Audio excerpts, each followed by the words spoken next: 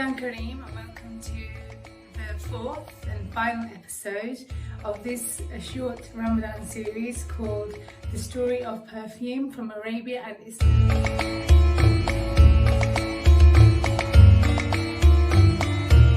Now, Arabian type fragrances are relatively new into the Western fragrance market, and these types of fragrances are very well sought after by people who would like something very unique, something that has a very unique air to it, and something that is very, very special with deep meaning. Now, the main differences between Western perfumery and Arabian perfumery is that although Western perfumery has a very solid history when it comes to fragrances, with Arabian and Islamic type fragrances, they have a very solid connection in terms of spirituality.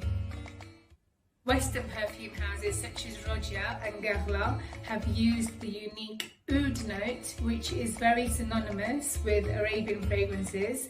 They have used this particular oud note within their own compositions. Now, this makes a link between the Arabian perfumery industry as well as the European perfume industry. Now, Arabian and oud-based fragrances are actually an acquired taste. Now, this means it can take time for Western palates and Western noses to get their noses and themselves around the Arabian or the oud note. Now, this is actually what makes the fragrances very, very unique. It is also for this reason why it has taken some time for Arabian type fragrances to develop a firm foundation within the Western perfumery market. Now, it is the Arabian fragrances within the West and its uniqueness which stirs up a desire for niche fragrances, and it also stirs up a desire for curiosity within Arabian fragrances as well.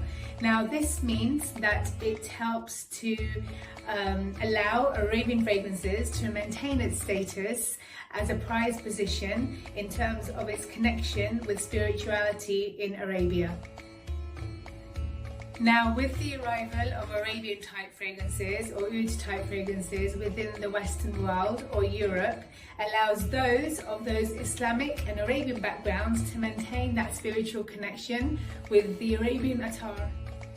Now, in terms of Islamic tradition, it is said that the Prophet Muhammad, may peace and blessings be upon him, had mentioned that perfume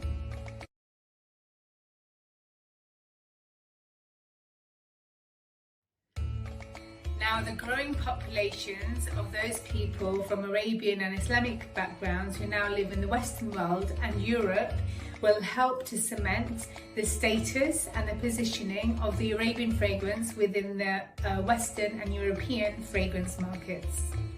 Now, the centre of the Arabian fragrance industry in this world will always be dominated and centred on the Arabian Gulf region, and demands for Arabian fragrances will continue to rise and continue to grow from that region.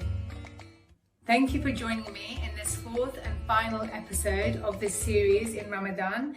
I wish you all an Eid Mubarak.